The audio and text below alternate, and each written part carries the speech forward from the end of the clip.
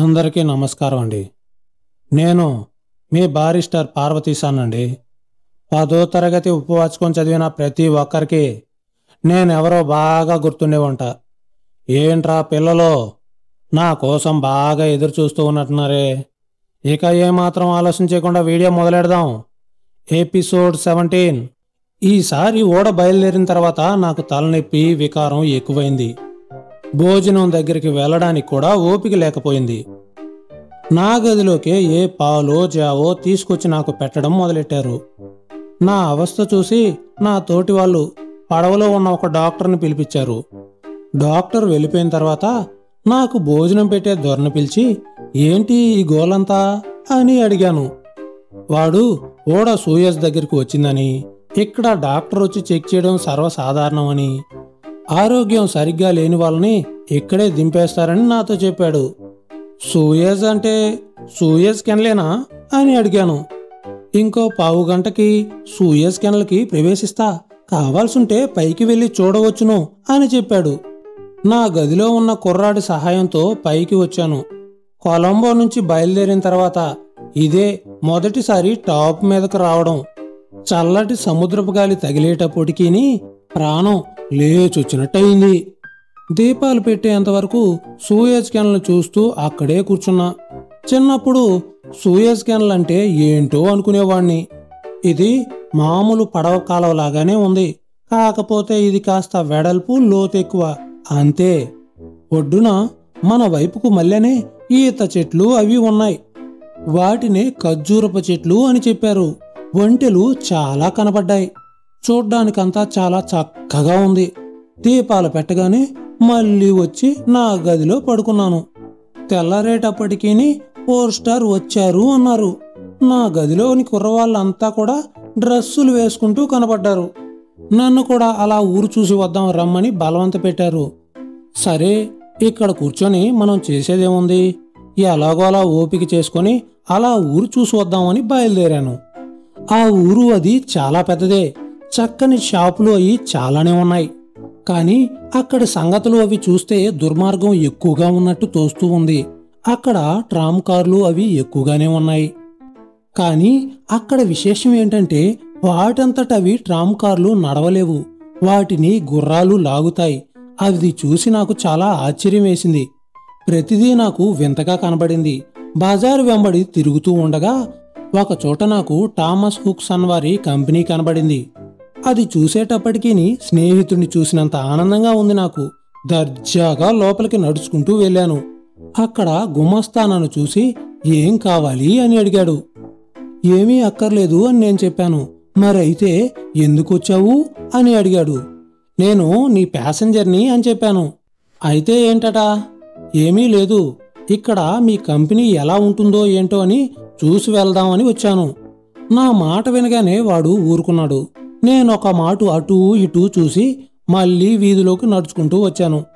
బయటికి రాగానే ఎదురుగా పోస్టాఫీస్ కనబడింది. అందులోకి వెళ్ళి నేను ఒక కార్డు తీసుకుని నేను క్షేమంగా ఉన్నాను అని ఉత్తరం రాసి పోస్టాఫీసులో వేసి బయటికి నడిచి వచ్చాను. అక్కడ ఒక షాప్లో చక్కటి ఉన్నితో తయారు చేసిన 2 జానలు వెడల్పు కలిగిన చక్కటి మెడపట్టీలు 2 కనబడ్డాయి. వెళ్ళేది చలిదేశం కదా, వీటిలో ఒకటి కొనుక్కుంటే చెవులకు చుట్టుకున్నా మెడకు చుట్టుకున్నా వెచ్చగా ఉంటుంది అని, చూడ్డానికి కూడా చాలా చక్కగా ఉన్నాయి. అందుకని ఒకటి కొనుక్కొని బయటకొచ్చాను. అక్కడొక కాఫీ హోటల్ కనబడితే కాసింత పలహారం చేసి నిమ్మలంగా వెళ్ళి నా స్టీమర్ చేరుకున్నాను. సాయంత్రం 7 గంటలకి స్టీమరు బయలుదేరింది. ఆ రాత్రంతా కులాసాగానే ఉంది. కానీ పొద్దుట్నుంచి మొదలైంది నా అవస్థ. అది వికారము కాదు, అలా అని వాంతులు కాదు.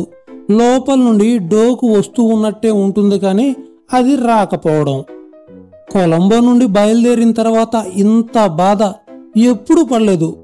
అప్పటి నుండి కులాసాగా తిరుగుతూ ఉన్న నా గదిలో కుర్రాళ్ళు కూడా పడకలు వేశారు. నేను మూసిన కన్ను తెరవలేదు. తిండి లేదు సరికదా, పచ్చి మంచినీళ్లు కూడా ముట్టలేదు. అలా ఎన్నాళ్ళు పడుకున్నానో కూడా తెలియలేదు. కాస్త గాలైనా రాకుండా గది కిటికీలని మేకులు వేసి బిగిచ్చారు. ఏమిటలా చేస్తున్నారు అని అడిగితే తుఫానుగా ఉంది, కిటికీలు తీసి ఉంటే లోనకి నీళ్ళొస్తాయని చెప్పారు.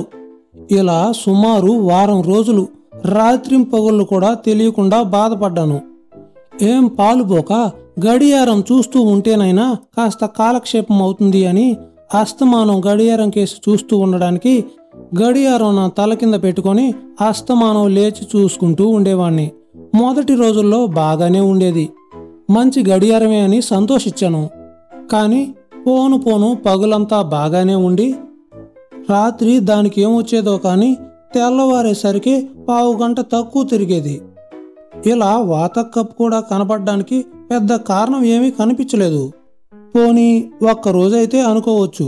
అనుదినము ఇలా వెనకంజ వేయడం చూసి నాకు ఒళ్ళు మండుకొచ్చింది. ఆయన 2.5 పూట బిళ్ళలు నా దగ్గర తీసుకుని ఇలాంటి గడియారం నాకిచ్చాడేమో అని అనుకున్నాను.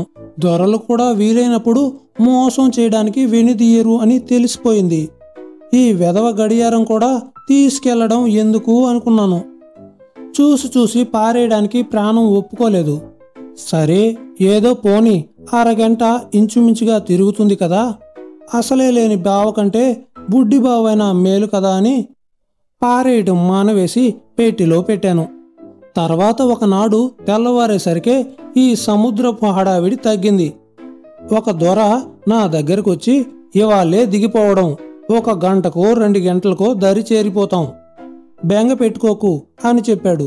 భూమి కనబడుతూ ఉంది. లేచి కాస్త పలారం చేసి పైకి వెళ్ళి చూడమని ఎంతో ఆప్యాయంగా చెప్పాడు. 4-5 రోజులు తిండి లేకపోవడం మూలన చిక్కి శల్యమైపోయాను. ఒంట్లో చాలా నీరసంగా ఉంది. లేచి నిలబడితే కాళ్ళు దర్దర్లాడుతున్నాయి. అలాగే లేచి దంతధావనం చేసుకుని చొక్కా తొడుక్కుంటూ ఉంటే ఆ దొర నా గదిలోకి పలహారం పంపించాడు. కాస్తంత తిని నిమ్మలంగా పైకెక్కాను. సుమారు 8 గంటలవుతుంది. ఆకాశం నిర్మలంగా ఉంది. సముద్రం ఎంతో చక్కగా ఉంది. సూర్యుడప్పుడే ఉదయించినట్టున్నాడు. పైన కిరణాలప్పుడే తరంగాలపైన నాట్యమాడుతూ రత్నాల్ని తలపిస్తూ ఉన్నాయి. దూరాన ఆకాశాన మబ్బులు విడిపోతూ దగ్గరలో ఉన్న పర్వతాలు నదులన్నీ కనబడుతూ ఉన్నాయి. అన్నిటికంటే స్పష్టంగా ఒక పర్వతం మీద, దేవాలయ శిఖరం మీద సువర్ణ విగ్రహం ఒకటి సూర్యకాంతిలో దేదీప్యమానంగా కనబడింది. అంతకంతకు దరి చేరుతూ ఉన్నాం. అక్కడ హార్బర్లో ఎన్ని వందల స్టీమర్లున్నాయో లెక్కే లేదు. ప్రపంచంలో ఉన్న స్టీమర్లన్నీ ఒక్కసారి ఇక్కడికి వచ్చాయేమో అని అనిపించింది. ఇదంతా చూస్తే లోపల ఒక విధమైన భయం కలిగింది. నా మనసులో లేదు. ఏదో ఆలోచిస్తూ ముందు మన గతి ఏమవుతుందా అని తెలుసుకోవడానికి ఆలోచిస్తూ అలా స్టీమర్పై నిలబడ్డాను. సుమారు 11 గంటలు అయ్యేసరికే మార్సల్స్ చేరాం. ప్లాట్ఫామ్ మీదకి రైలు వచ్చినట్టుగా స్టీమరు సముద్రంలో కట్టిన ప్లాట్ఫామ్ దగ్గరికి చేరింది. ప్లాట్ఫామ్ నిండా జనం కిటకిటలాడుతూ ఉన్నారు. స్టీమర్ మీద ఉన్న వాళ్ళు కింద వాళ్ళకి, కింద ఉన్న వాళ్ళు స్టీమర్ మీద ఉన్న వాళ్ళకి చేతులు ఊపడము, జోబు రుమాళ్ళు విసరడము, ముద్దులు గిరాటు వేయడము. వీళ్ళ తాలూకు బంధువులంతా వీళ్ళని చూడ్డానికి వచ్చారు కదా అని అనుకున్నాను. స్నేహితులు గాని బంధువులు గాని లేనివాణ్ణి నేనొక్కనే. నరసాపురం నుండి ఎప్పుడు నేను ఇంటికి ఉత్తరం రాసినా మా అమ్మ నా రాక కోసం వీధి గుమ్మంలో ఎదురు చూస్తూ ఉండేది. మా నాన్న ఏదో పని ఉన్నట్టు ఊరు బయటకు నాకు ఎదురుగుండా వచ్చేవాడు. ఇవాళ ఇక్కడ ఎవరూ లేకపోయేసరికి ఎంతో దుఃఖం వచ్చింది. కొత్త ప్రపంచంలోకి వెళ్తున్నాను కదా, అనుభవం లేనివాణ్ణి, కుర్రవాణ్ణి, వెనక ఎలాంటి ఆసరా లేకుండా ఈ దేశంలో ఎలా నిగ్రహించుకోగలనా అని భయం వేసింది. ఒక్కొక్కళ్ళే కిందకి దిగి వాళ్ళ బంధువుల్ని కౌగిలించుకొని ఆనంద బాష్పాలు కారుస్తూ ఉంటే నాకు కళ్ళు వెంబడి నీళ్లు వచ్చి అట్టే చూస్తూ నిలబడ్డాను. నేను ఒక్కడిని తప్ప తక్కిన వాళ్ళంతా దిగారు. ఆఖరి మనిషి వెళ్ళిపోతూ ఉండగానే ఒక దొర నా దగ్గరకొచ్చి ఇంగ్లీష్లో పలకరించాడు. నాకు ప్రాణం లేచి వచ్చింది. దొరైనా కాస్త మాట్లాడు వచ్చును కదా అని అనుకున్నాను. కొలంబో నుండి వస్తున్నారా అన్నాడు దొర. అవును అన్నాను నేను. మీ సామాను ఎక్కడ ఉంది అని అడిగాడు. కింద అని చెప్పాను. ఇక్కడ మీరు ఎరుగున్న వాళ్ళు ఎవరైనా ఉన్నారా అని తిరిగి ప్రశ్నించారు. లేరు, మీరెవరు అని ప్రశ్నించాను. నేను థామస్ కుక్ కంపెనీ మనిషిని, మీకేదైనా సహాయం కావాల్సి వస్తే చేస్తాను. ఇంతకీ ఎక్కడ బస చేయదలుచుకున్నారు అని అడిగాడు. నాకు ఏమీ తెలీదు, నాకు ఈ దేశం కొత్త, మీరు రాకపోయినట్లయితే ఏం చేసేవాణ్ణో తెలీదు. మీకు శ్రమ అని అనుకోకపోతే నన్ను ఏదైనా హోటల్కి తీసుకుని వెళ్తే సంతోషిస్తాను అని అన్నాను. ఒక్క నిమిషం నన్ను యగాదిగా చూసి పెద్ద హోటల్కి తీసుకువెళ్ళనా అని అడిగాడు. ఇంగ్లాండ్కు వెళ్తున్న వాళ్ళము పెద్ద హోటల్కి వెళ్లకుండా చిన్న హోటల్కి వెళ్ళడం ఏంటి కర్మ అనుకుని పెద్ద హోటల్కే తీసుకువెళ్ళమని అడిగాను. అతను మళ్ళీ నా వంక ఒకసారి చూసి పెద్ద హోటల్లో చాలా ఎక్కువ అవుతుంది అన్నాడు సంకోచిస్తూ. పైకి నేను అలా కనబడ్డా నేను చాలా డబ్బు కలవనని అని వాడు అనుకోవడానికి చిరునవ్వు నవ్వుతూ మరేమీ పర్వాలేదు, భయపడకండి, తీసుకువెళ్ళండి అన్నాను నేను. ఇక ఆ తర్వాత ఏమైంది? పెద్ద హోటల్కి తీసుకువెళ్ళిన తర్వాత నేను పడ్డ పాటలేంటి, నా ఇంగ్లాండ్ ప్రయాణంలో ఎలాంటి ఆసక్తికరమైన సంఘటనలు జరిగాయి, ఎట్టకేలకు మామూలు పార్వతీశం కాస్త బారిస్టర్ పార్వతీశంగా ఎలా మారాను అనేది ముందు ముందు ఎపిసోడ్లో తెలుసుకుందాం. ఇలాంటి మరిన్ని వీడియోలు మీకు కావాలి అంటే మన ఛానల్ని సబ్స్క్రైబ్ చేసి ఎంకరేజ్ చేయండి. ఏంట్రా పిల్లలు, ఇంతకీ ఎలా అనిపించింది నా కథ?